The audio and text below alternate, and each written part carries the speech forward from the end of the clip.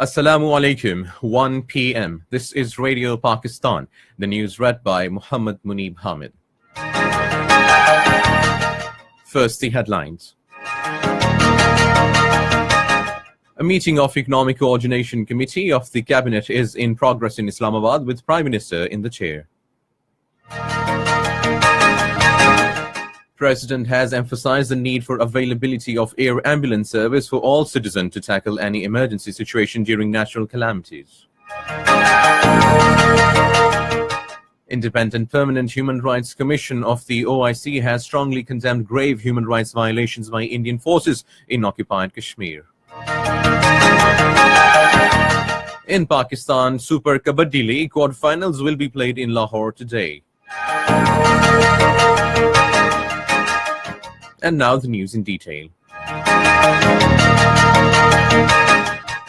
A meeting of the Economic Coordination Committee of the Cabinet is in progress in Islamabad. It is being chaired by Prime Minister Shahid Khaqan Abbasi. President Mamnoon Hussain has emphasized the need for availability of air ambulance service for all citizens. Addressing a function organized by Pakistan Red Crescent in Islamabad today, he said this would help tackle effectively any emergent situation caused by natural calamities or accidents. The president said the government and his office would extend necessary cooperation to Pakistan Red Crescent for its programs. Mamnoon Hussain said there was need for inclusion of the subject of disaster management in educational syllabus. Deputy Chairman Planning Commission Sattaj Aziz has said that new dams need to be built to help meet future water requirements of the country. He was addressing a national consultation workshop on climate resilient development in Islamabad today. Sattaj Aziz said 10% of the PSDP for the next financial year has been earmarked for development of water resource. Speaking on the occasion, Country Director World Bank Elancho said Pakistan is seventh most affected country by climate change. Minister for National Health Services Saira Afzal Tarar says beneficiaries of the National Health Programme would have access to assistive products and facilities. She was addressing a consultative meeting on improving access to assistive technology in the Eastern Mediterranean region in Islamabad today. The minister said disabled have also been included in the Prime Minister's health programme.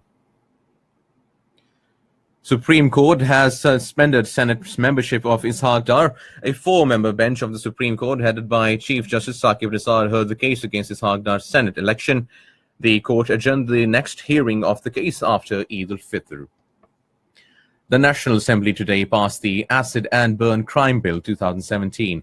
It was moved by Federal Minister Marvi Maiman. Speaking on the occasion, Marvi Maiman thanked the government and the opposition benches for supporting the important bill. The bill offers free medical treatment and rehabilitation for acid burn victims. It also outlines a process for conducting trials of accused in the shortest possible time. Independent Permanent Human Rights Commission of the OIC has strongly condemned grave human rights violations by Indian forces in occupied Kashmir. In a statement, the Commission was appalled by the unrelenting streak of violence perpetrated by Indian security forces against innocent Kashmiris. It said in total disregard of human rights obligations and respect for well-established international human rights norms, Indian forces continue to use brute force against Kashmiri civilians on different pretexts. In occupied Kashmir, complete shutdown continues on the second consecutive day today against the killing of 10 youths by Indian troops in Shopaiya on Sunday. Call for the shutdown was given by the joint resistance leadership comprising Sayyid Ali Gilani, Mirwaiz Umar Farooq and Muhammad Yasin Malik. Hezbollah and its allies have achieved victory in Lebanon's first parliamentary election since 2009. In televised address a day after the elections, Hassan Nasrallah declared it a great political and moral victory for the resistance options that protects the sovereignty of the country.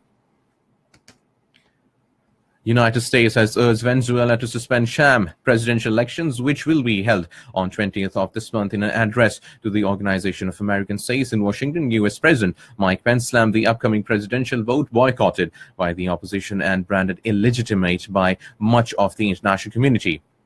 On the other hand, President Nicolas Maduro shot back to the Venezuela was not about to follow U.S. orders and elections will be held in time. And that is the end of the news. For more news and analysis, log on to our website, radio.gov.pk, and also watch live video streaming of our bulletins on the link facebook.com/Radio Pakistan News Official.